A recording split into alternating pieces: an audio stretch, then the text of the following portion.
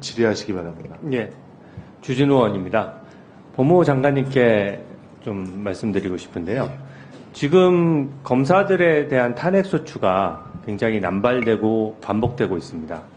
특히 검사의 정치적 중립은 국민들이 다 바라시는 바이기도 하고, 그래서 또 법률상 신분보장도 하면서 정치 권력으로부터 확실히 보호가 되어야 검사가 소신껏 수사할 수가 있습니다. 근데 지금 민주당과 야당에서 발의했던 탄핵소추 검사들은 다 공통된 특징들이 전부 이재명 대표를 수사했거나 또는 민주당의 동봉투 사건을 수사했던 검사들입니다. 특히 김영철 검사 같은 경우에 민주당 동봉투 사건, 전당대회에서 당대표 선거를 돕기 위해서 동봉투가 오고 갔던 사건에 대해서 수사했던 검사고요. 이게 버젓이 탄핵소추 사유에 들어가 있습니다. 이 수사가 잘못되었으니 수사하지 말아야 한다고 주장하는 격이죠. 근데 지금까지는 수사나 조사를 담당했던 사람들을 이렇게 대놓고 보복성으로 조치하는 이런 사례는 없었습니다.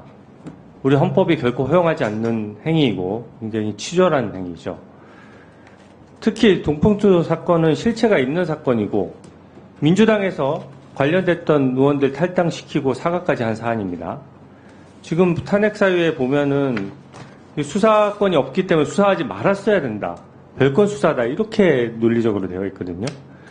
저는 물론 그동안은 법무부가 입법부를 존중하는 차원에서, 국회 존중 차원에서 국회가 하는 조치에 대해서 직접적으로 비판하는 거 상가해 왔지만, 이게 국회가 어느 선을 넘어서서 특히 정치적 중립을 위협하는 상황이 된다고 한다 그러면 법무부 입장에서도 보다 더 적극적인 조치, 적극적인 설명이 좀 필요하다고 생각합니다. 특히 민주당 전당대회에서 돈봉투 300만 원짜리 20개가 오고 가서 이것이 인정돼서 항소심에서 징역 2년까지 선고가 된 사안이거든요. 이게 만약에 수사권이 없는 곳에서 수사했고 지금 얘기했던 것이 별건 수사고 공소권 남용이라면 이게 법원에서 유죄 판결이 났겠습니까? 이런 부분에 대한 설명이 필요하고요. 제가 오늘 김영철 검사 입장문을 봤는데 물론 개별 검사가 본인이 억울한 점을 설명할 수 있습니다. 근데 이것은 이 탄핵 사유들을 보면 김영철 검사의 어떤 개인 비리나 이런 것들이 아니고 다 전원의 전원으로 모함을 당했거나 아니면은 실질적으로 본인이 담당했던 사건 수사와 직결되는 부분이거든요. 이게 개인 비리도 아니고 본인이 했던 객관적인 업무를 가지고 공격을 받는 것이기 때문에 이 부분에 대한 입장은 김영철 검사 개인에게 맡길 것이 아니라 법무부 차원의 좀 집중적인 대응을 부탁드립니다. 어떻게 생각하십니까? 제가 조금 전 답변을 드릴 때 위원장님께서 이재명 대표 수사를 했냐고 물으실 때 제가 아니라고 했습니다. 근데 제가 이재명 대표님 수사했다고 이런 탄핵을 한다고 말씀드리지 않았고 특정 정치인이라고 말씀드렸습니다. 김영철 검사의 경우에는 특정 정치인이 이정근 씨와 그 정당법 관련된 송영길 의원 등을 포함하는 의미로 받아주시면 좋겠습니다. 지금 검사가 그런 수사와 관련돼서 탄핵을 당하는 부분에 좀 더 명확한 헌법 내진 법률 위반의 증거가 있었으면 좋겠다. 그런 게 없는 상황이라면 검사의 정치적 중립성이나 수사에 있어서의 독립성이 많이 침해될 우려가 있어서 심히 걱정된다. 이런 생각이고 그에 대해서 법무부 장관으로서도 충분히 조직 내에 설명도 열심히 하고 외부로도 설명 열심히 하도록 하겠습니다. 네, 이게 검사들의 앞으로 향후 권력자들, 특히 정치 권력에 대한 수사를 할 검사들이 다 지켜보고 있는 사안이거든요.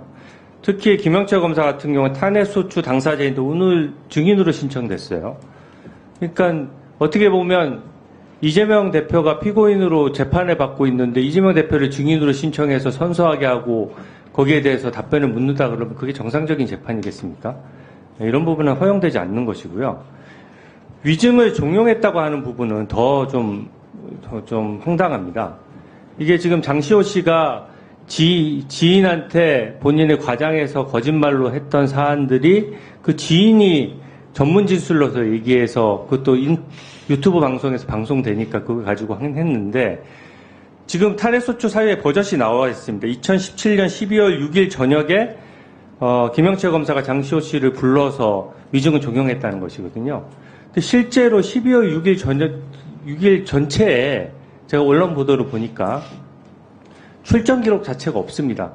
구속되어 있는 사람들은 나오게 되면 반드시 출정 기록이 있고 개호가 붙어야 되는데 아예 탄핵소추 사유에 날짜가 박혀 있는 것임에도 불구하고 이 날짜에 아예 장시호 씨가 그 현장에 없었다는 강력한 알리바이 주장이거든요. 이런 부분에 대해서도 국민들에게 저는 좀 알릴 필요가 있다라고 봅니다. 그리고 하나 더 말씀드리고 싶은 게 있는데요. 이게 제 법무부 업무 중에 범죄 예방 업무가 주요 업무 중에 있습니다. 예, 어제 보도 난 거 보니까 좀 그 자녀를 둔 40대 가장이 아마 정신질환으로 추정이 되는데 수사 결과 나와봐야 되겠지만 일본도와 같은 흉기에 의해 가지고 아파트 입구에서 사망한 사건이 발생했습니다. 굉장히 안타까운 사고죠. 이 부분은 지금 이 국민들이 굉장히 우려가 높습니다. 일단 흉기류나 그렇게 될 수 있는 일본도가 과연 제대로 관리되고 있느냐. 물론 경찰청의 업무이긴 합니다. 두 번째는 이게 그 범죄의 공간이라는 게 주거지와 완전히 인접하고 또 아파트 입구 바로 자기 집 앞에서 라는 부분이 있고요. 특히 우려하는 것은 정신질환자, 특히 정신질환을 총포도검 관련된 허가 승인을 받고 정신질환이 갑자기 발생했을 때 그걸 우리가 어떻게 걸러낼 것이냐 하는 문제이거든요. 이런 묻지마 범죄가 늘고 있기 때문에 법무부 장관께서 조금 행안부 장관하고 협의하셔서 이거는 좀 강력히 대처해야 된다고 보는데 어떻게 생각하십니까? 예. 말씀하신 대로 정신질환자가 총포도검을 소지할 수 있도록 되는 부분은 굉장히 우려가 된다고 생각을 합니다. 근데 이 정신질환자인지 여부를 판단하고 처치하는 게 우리 사회에 아직 많이 모자란다고 생각합니다. 이에 관련된 인프라가 구축되고 그 다음에 저희들 입장에서는 교도소에 수감되어 있는 사람들 중에도 이런 정신질환자로 의심되는 사람이 굉장히 많습니다. 근데 이 사람들도 수용 생활 중에 어떻게 하든지 좀 치료를 해보려고 노력하는데 의료 인프라가 너무 부족해서 현재 거의 잘 안 되고 있는 상황입니다.